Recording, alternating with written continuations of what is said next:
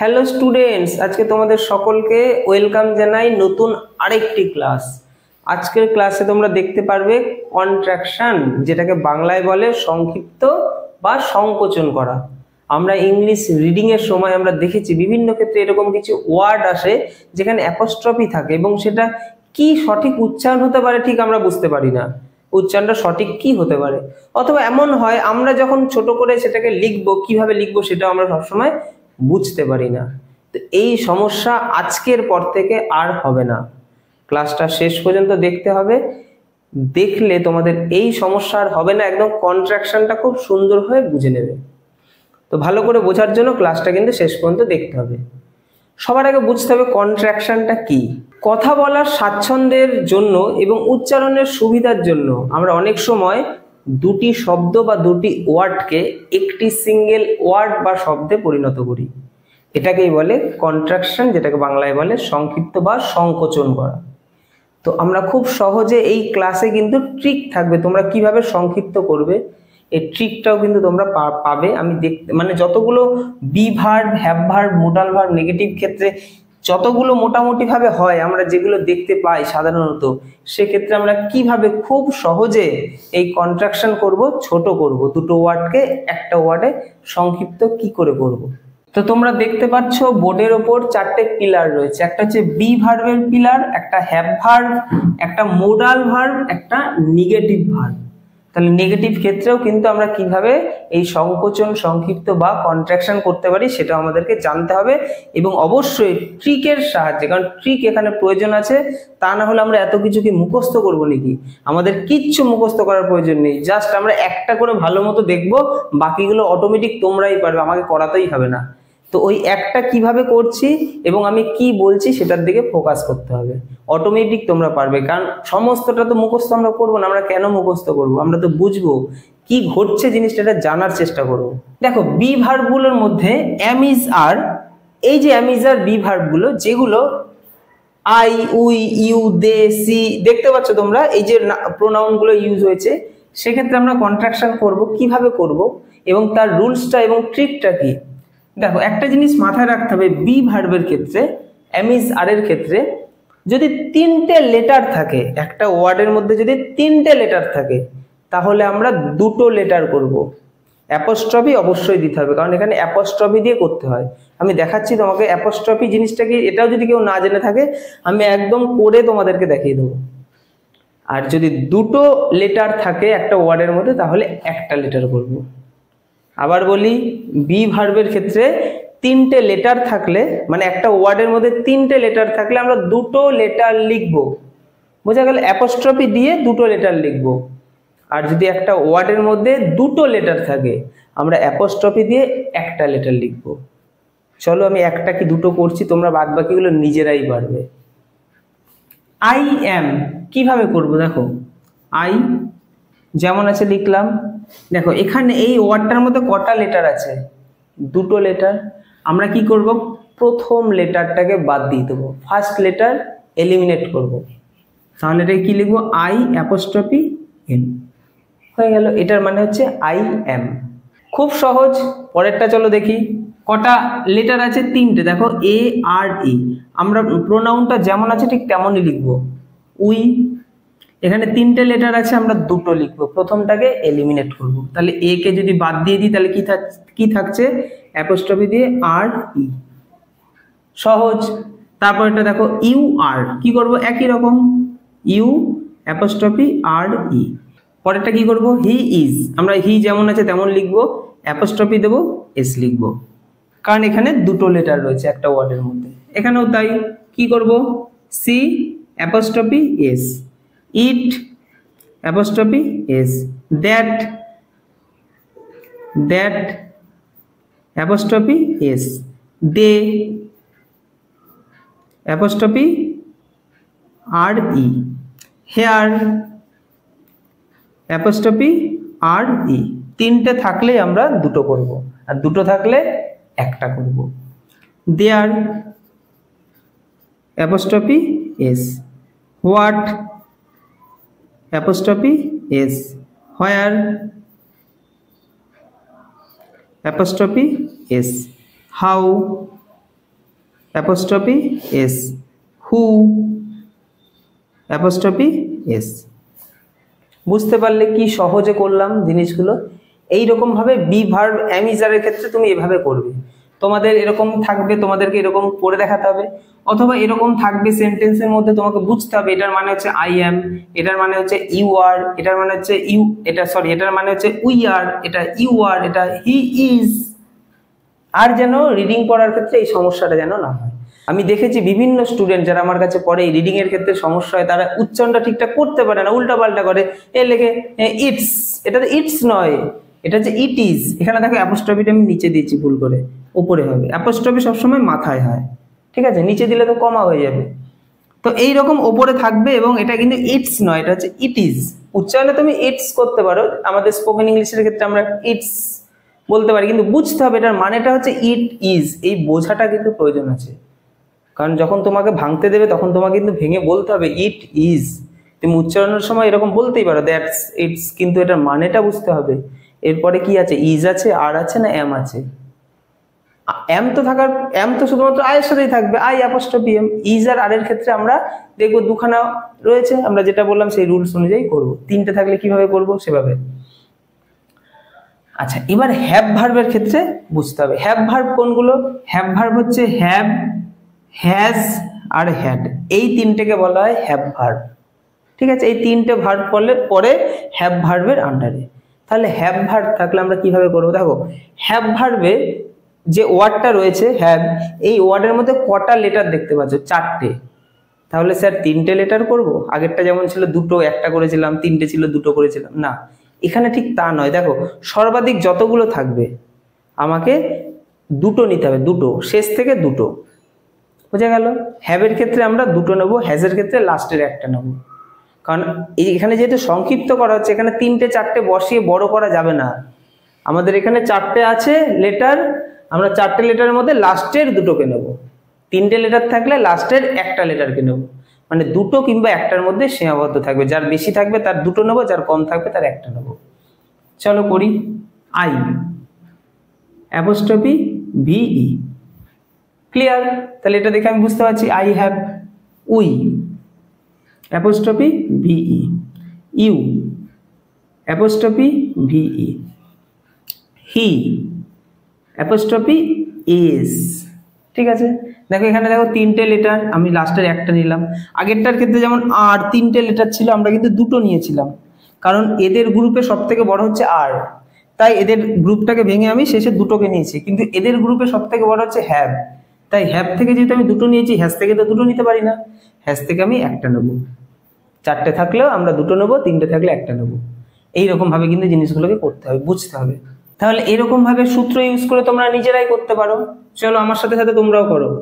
C apostrophe S, it apostrophe S, they apostrophe V E, what apostrophe S, who apostrophe S.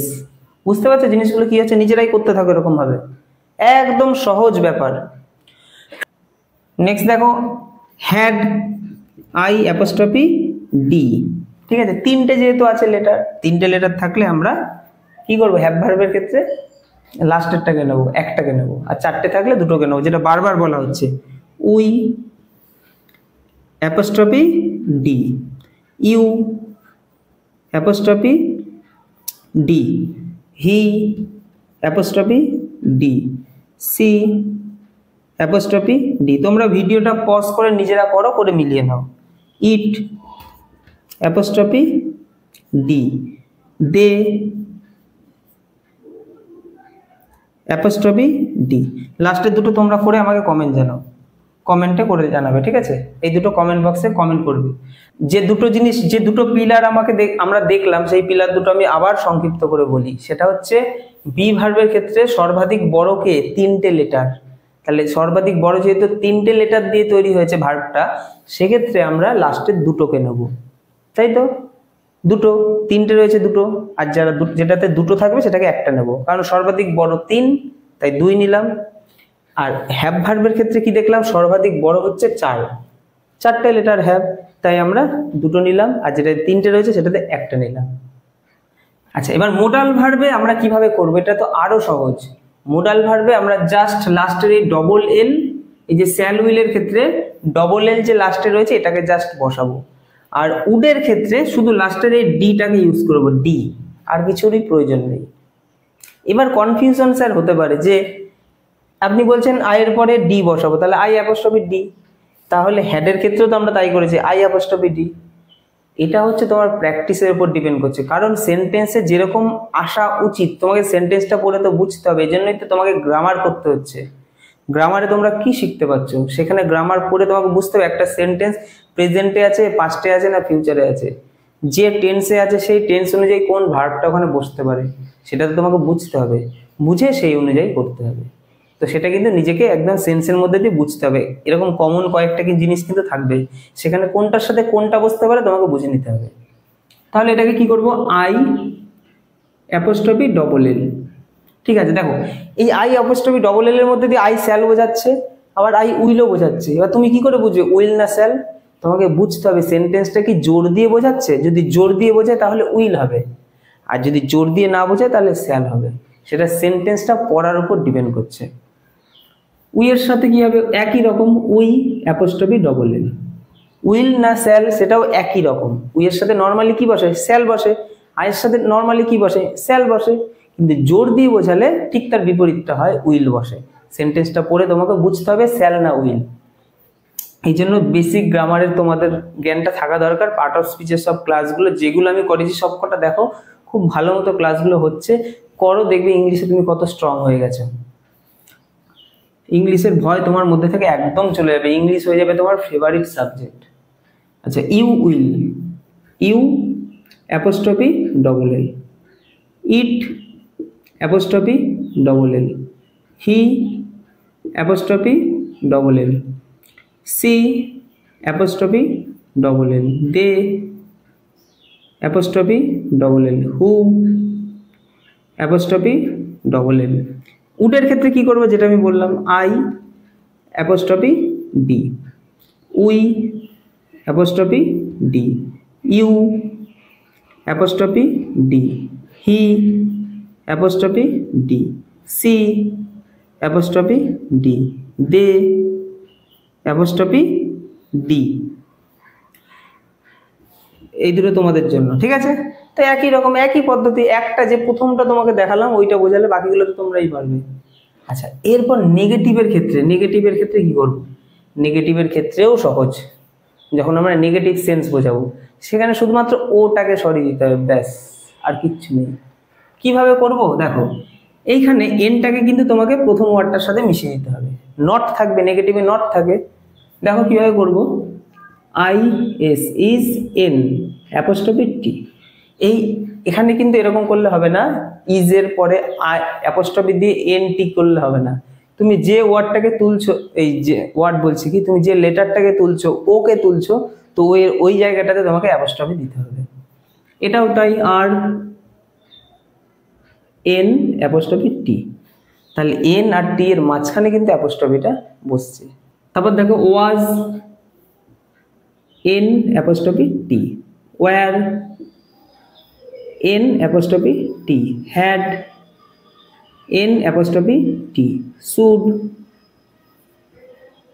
N apostrophe T, would N apostrophe T, could N apostrophe T, do N apostrophe T, does N apostrophe T, did N apostrophe T, has have, sorry এখানে আমি কি করলাম, এনটা বসাতে হবে, has N apostrophe T, have N apostrophe T. এইখানে যে তিনটে তোমরা দেখতে পাচ্ছ, এই তিনটে হচ্ছে ব্যতিক্রম, এক্সেপশন। এক্ষেত্রে কিন্তু এই রুলসটা কাজে লাগবে না। তাহলে কি লাগবে, কিভাবে করব? এই এক্সেপশনগুলো আমাদেরকে স্মরণ করতে হবে, মনে রাখতে হবে, এছাড়া কোনো উপায় নেই। তো এগুলো তোমরা কি করে করবে দেখো, স্যালের ক্ষেত্রে এস এইচ এ লিখবে, এস এইচ এ, তারপর এন অ্যাপোস্ট্রফি টি। বুঝতে পেরেছো? নেক্সট দেখো উইল নটের ক্ষেত্রে কি করবে, এখানেও কিন্তু এক্সেপশন, একদম পুরোপুরি পরিবর্তন। ডাব্লুর পর ও বসাবে, এন লিখবে, অ্যাপোস্ট্রফি টি দেবে। ঠিক আছে, এগুলো কিন্তু একদম ব্যতিক্রমী বলছি, এখানে কিন্তু এরকমটা হয় না। আর ক্যান নটের ক্ষেত্রে কি করবে, এটা ক্যান নট সি এ হবে, ক্যান নটের ক্ষেত্রে C A N apostrophe T, can't আমরা বলি না, C A N apostrophe T. বুঝতে পারলে? তাহলে এভাবে কিন্তু আমরা করতে পারি।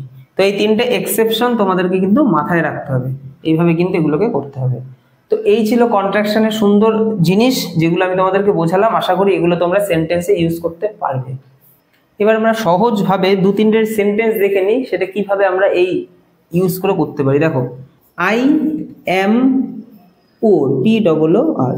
আচ্ছা, এটাকে আমরা কিভাবে করব, আমরা এখানে আই এর পরে কি করব, অ্যাপোস্ট্রফি দেবো, এম দেবো, এ এমটার লেখার দরকার নেই, I apostrophe M, I am poor. Clear? এভাবে আমরা করতে পারি। আর একটা sentence, who is there, who is there, কিভাবে করব, who apostrophe S, there T H E R E. Clear? এভাবে কিন্তু আমরা করতে পারি। আর একটা সেন্টেন্স দেখি, I did not do it, তাহলে এটাকে আমরা কিভাবে করব, আই ডিডন্ট, যেরকমটা আমরা করব, did N, did apostrophe sorry did N apostrophe T, I didn't do it. এভাবে করতে পারি, ডিড এন অ্যাপোস্ট্রফি, এভাবে কিন্তু সেন্টেন্সে ইউজ করতে হবে। তো এইভাবে তোমরা করতে পারবে আশা করি। আমি আর দেখালাম না, আশা করি তোমরা পুরো ক্লাসটা খুব মন দিয়ে করেছো, বুঝেছো। যদি ভালো লাগে লাইক করো, আর কোথাও যদি কোনো সমস্যা থাকে কমেন্ট করো, চ্যানেলে নতুন হলে সাবস্ক্রাইব করো, তোমার পরিচিতদের মধ্যে শেয়ার করো, যাতে তারাও শিখতে পারে, তারাও যাতে আসে, এবং আমাকে সাপোর্ট করো যাতে এরকম ক্লাসগুলো আরও নিয়ে আসতে পারি। ঠিক আছে, সবাই ভালো থেকো, দেখা হবে পরের নেক্সট আরেকটি ক্লাসে।